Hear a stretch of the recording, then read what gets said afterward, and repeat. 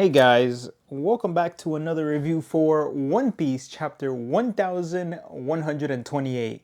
And I got my trusty little companion here to be with the review because she was not leaving me alone. So I just have her on my lap for now. But yeah, the chapter is called RPG for, oh, there she goes, standing for role playing game. So as what my understanding is, they look like they're in a terrarium almost of a toy house. So they have a see-through mirror, and I'm not sure they're in Elbaf yet. Of course, the person is a giant. They're a very big giant. I don't remember if, like, they even said that's a very big giant. So I don't know how big this person is. But my first thought was they just plopped ships from the sea and they're all normal sized people. They make normal sized clothes for them and all that, and they put them into a greenhouse or a toy house, toy house with see-through mirrors that they see and observe how they exist, and they plop in their own catastrophes or animals, and they just have it like a terrarium. That's the best word I think that comes to mind.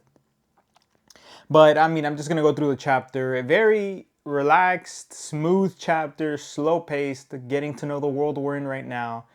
And I'll give my thoughts as we go. But the first thing that comes to mind that bothered me a little bit, and I have to see the translations 100% for this sentence, because Luffy says, you could have handled that cat all on your own. Well, no, not on your own. I don't know if he says, you could have handled that cat lion thing, right, Usopp? And I haven't gathered my thoughts yet, but that moment in this tone, I have to see the translation, because that tone, I don't know what I feel. It indicates that, like, you could have taken it down, right? Because I need you to be that guy for me on my crew. You should not be being thrashed around by almost fodder at this point. But that's what I get, and I don't know if that's Luffy talking to Usopp, because Usopp is a different type of necessary for the team. He is a sniper. If he's caught in a sniper, well, even if he's caught, he should be able to defend himself. But the objective of him is different than being, I don't know, than being physically strong. He has to be accurate and precise. That's like his role. That was in Dressrosa, his very critical role, which he succeeded. So I don't know. I feel like that sentence is very off-putting. It's not the sentence that belongs to Luffy. So I think that sentence should be taken for the official translation, because that sentence throws me off on having him put more work because he's on a Yonko's crew. Anyway, starting with the chapter, they're just gathering general information from each other. Nami says this is all looks fake. This all looks like toys, and as people have done in their reviews and mentioned in comments, like it looks like a toy house. They look like Lego bricks, and it looks like, well, I even think I mentioned in a previous video, they looks like a toy house because everything, even Nami looks like she's fits to size, and that's the consensus is.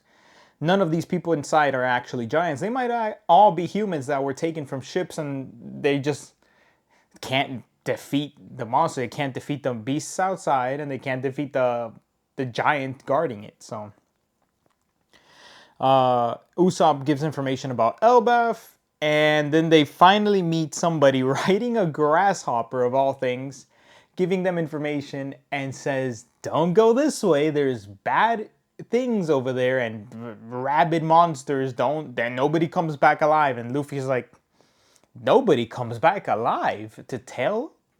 I'm gonna go. And he just dashes right on.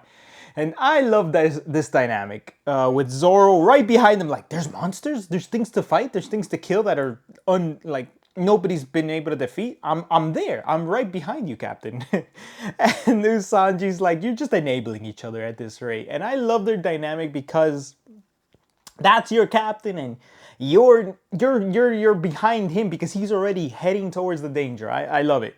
So you just see their dynamic, and it's refreshing to have interactions between these five members again. Just slow paced, getting getting that ball rolling again, and having them interact with each other how they used to be beforehand. Nami, Sanji, Usopp's getting screen time. It's great. It's great. That it's slow and it's separated the others. Unfortunately for the development of the other characters, which I do want chapters dedicated to them, because now we know Chopper is with them as they rescue Chopper.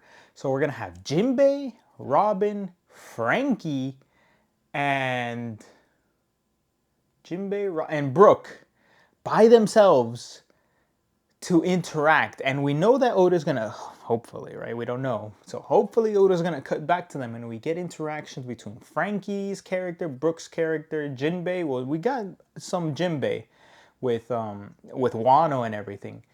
Not Wano, my bad. Whole Cake Island.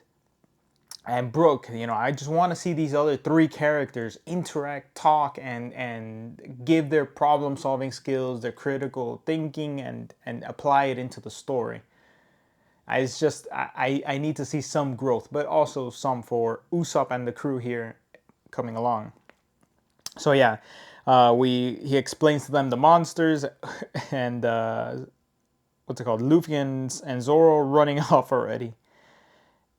And then they bash into the mirror. Well, Luffy's just head-on bashes into the mirror, and we see that they break through. They break the damn mirror, which is impressive.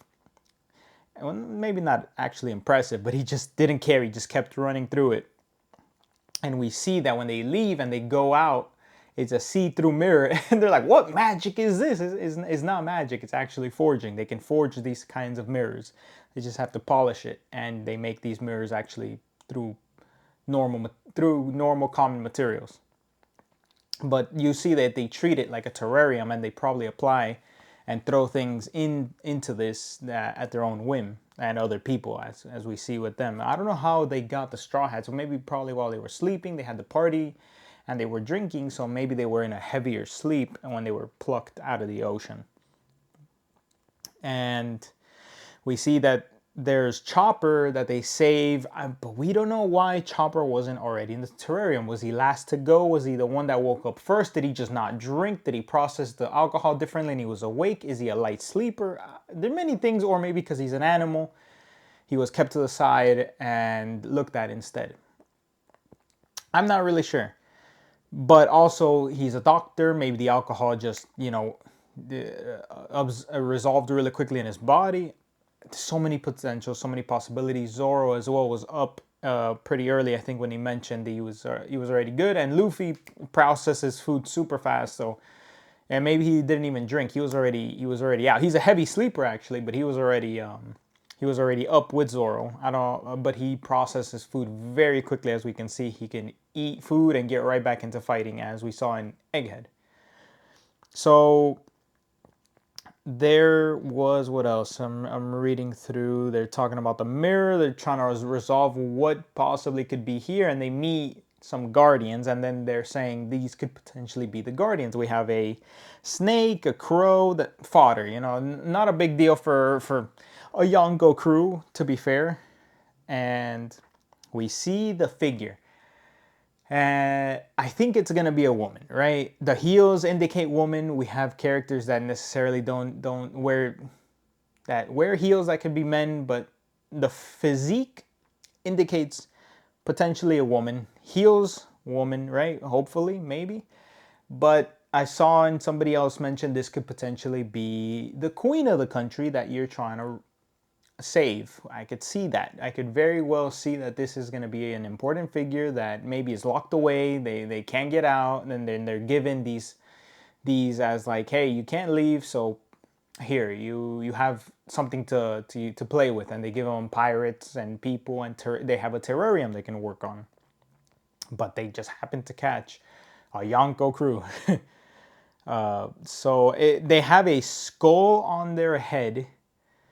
On top of their head, like an armor, looking very witch doctor like. They even have a staff. I'm not sure what the staff looks like, a sun, symbolism, anybody? Could be an important figure, but they call this person the sun god. The sun god does not really enter the area a lot. As you can see, the villagers freaking out when they enter trying to chase the Straw Hats. And they see the Straw Hats attacking their guardians, their pets, I would assume. The cat, the snake, the crow. The crows are very smart. I would love a pet crow, love a pet raven. Extremely intelligent. Do not mess with them. They will remember you. Trust.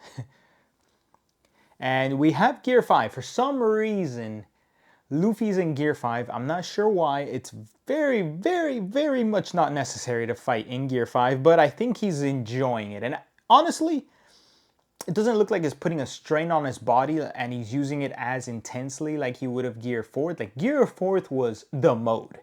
The mode he would go in for serious fights. Like he would leave it for last. Now we have Oda drawing him in Gear 5 at any chance he can get. And I think that it might actually be a good thing, because this is him just getting used to his power, He's getting normalized. He's extinguishing out his fatigue using this power. Not extinguishing out his fatigue, my bad. He's increasing his stamina. Sometimes whatever comes to mind first, I'm just spewing out, but I meant he's increasing his stamina because he's using it so excessively. He's increasing his stamina bar by training it consecutively in this regard, which is good. And we also get Oda to draw anything he wants on Gear 5 Luffy because it's the freest form he has. And we have Luffy fighting in horns with Gear 5 because he can't do it in any other gear, right? He's freest in this form and he has horns for some reason, like a helmet in Elbaf. And he's fighting the snakes, knocks that snake out, knocks I don't know if he knocked the crow out actually. I think the other crew was fighting the crow. Well, we don't see it, but they're getting chased by the sun god, supposedly sun god, this giant. And they even mentioned that's a big giant. And they jump on the cat to escape so they can keep going through and try and escape on the other side, bashing through the mirror because they see that it's an enclosed space. And that's the end of the chapter. I mean, that was a very quick, smooth chapter. Get a layout of the area with them in it. They get them problem solving. And I'm thinking that this person could be like, oh, they even have a shield in the shape of a sun. That's why the villagers call them sun god. So I wonder what their reaction, but they see Luffy, right? But they haven't reacted. Maybe they haven't actually like pinpointed that this looks like sun god Nika. Maybe they don't know, maybe they do. But when they get a better view next chapter of them, no break next week, at least from what I see, they'll be able to notice that this is the sun god. Maybe not. Maybe this is a malicious person. I don't know. I don't know. Could be. But that's it for the chapter. Please leave me a like, comment. Let me know if you want me to review something else, review a different chapter, review differently. The light source is fine. Let me know if the light, the microphone is fine. Any comments, any likes would help out greatly. As I'm just getting into the groove of this, I'm enjoying recording these videos, giving my my thoughts on the chapters, reviews on the chapters. Not much theory coming out, since I'm not really sure of a theory I can come up with at gathering a lot of info. But maybe I do one. I did come up with a different theory before of Joy Boy sinking the land at first, actually. Maybe not. I have to come up with the reasoning for it again. But yeah, that's it for the chapter review. For next chapter, it's probably them seeing the sun god, them fighting this person. I'm not sure why no, maybe they just don't want to hurt them. They usually run from some, whatever they can avoid, they usually leave and run away. But for the next chapter, we might get an idea of who this is. I don't think that we're going to cut away to the other crewmates. But I'm listening to somebody outside. Huh. I don't think there's anything else. They said they're not going to let them escape. Next chapter, anything else? No, we just keep getting more info on the land. Maybe they break out and we get to see Elbath outside, or maybe we see that no. They're in a castle because we saw a person walking. So maybe we see that they're in a castle and there's multiple rooms, or maybe this person's even enclosed and they're trying to they can squeeze through the bars, but then the person can't leave, and then they ask themselves, why is this person stuck in here? And they started questioning, get to meet them, the whole shebang, just they find the problem with Elbath, they solve the problem, get a lot more exposition, and this is just great. We get a new chapter, new arc. It's just awesome story. Pretty solid chapter, just progressing on by 6 out of 10, 7 out of 10 maybe. Progression and very enjoyable. But how long am I in? 60 minutes, that's good. Please leave me a like, comment, subscribe, and I'll see you for the next one.